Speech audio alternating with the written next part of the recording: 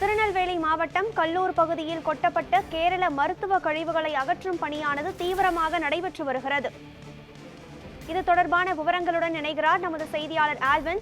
Alvin, வணக்கம். இறைச்சி கழிவுகளை தொடர்ந்து மருத்துவ கழிவுகளும் கேரள தமிழக எல்லை பகுதியில் கொட்டுவது தொடர்கதையாகி வரும் நிலையில் அந்த மருத்துவ கழிவுகளை அகற்றும் பணி திருநெல்வேலி மாவட்டத்தில் கல்லூர் பகுதியில் தீவிரமாக நடைபெற்று வருகிறது. இது தொடர்பான விவரங்களை பதிவு செய்யுங்கள்.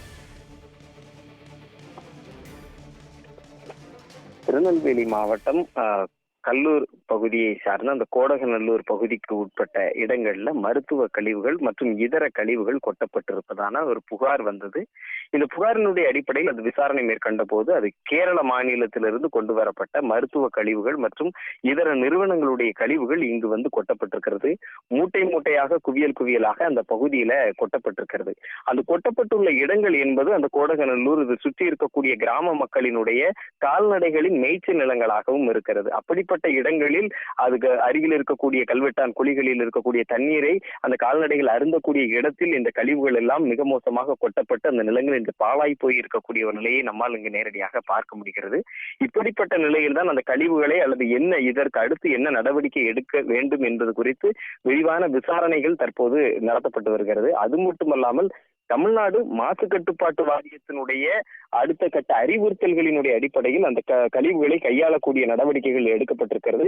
அதை அப்புறப்படுத்துவதா அல்லது மறுசுழற்சிக்கு உட்படுத்துவது உள்ளிட்ட பல்வேறு கோணங்களில் அதற்கான அடுத்த கட்ட நடவடிக்கைகள் எடுக்கப்பட்டிருந்தாலும் முதல் கட்டமாக இந்த கோடகநல்லூர் அந்த கிராம ஊராட்சியினுடைய சார்பில் இருக்கக்கூடிய தூய்மை காவலர்கள் நேரடியாக அங்கு வந்து அந்த கிருமி நாசினிகளை தெளிக்கக்கூடிய பணிகளை தற்போது மேற்கொண்டிருக்கிறார்கள்.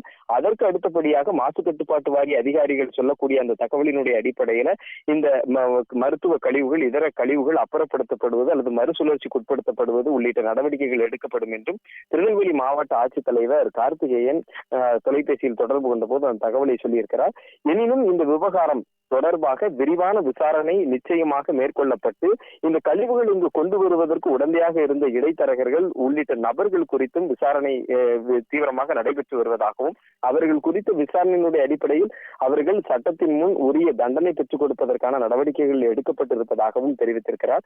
எனினும் 2 மாவட்டங்களில் இருக்கக்கூடிய தென்காசி மாவட்டம் புலியரை சோதனை சாவடி, கன்னியாகுமரி மாவட்டத்தினுடைய களியக்காவிளை சோதனை சாவடிகளை எல்லாம் கடந்து இந்த கழிவுகள் இங்கு கொண்டு வரப்பட்டதா என்பது குறித்தும் விரிவான விசாரணையை காவல்துறையினர் மேற்கொண்டிருக்கிறார்கள்.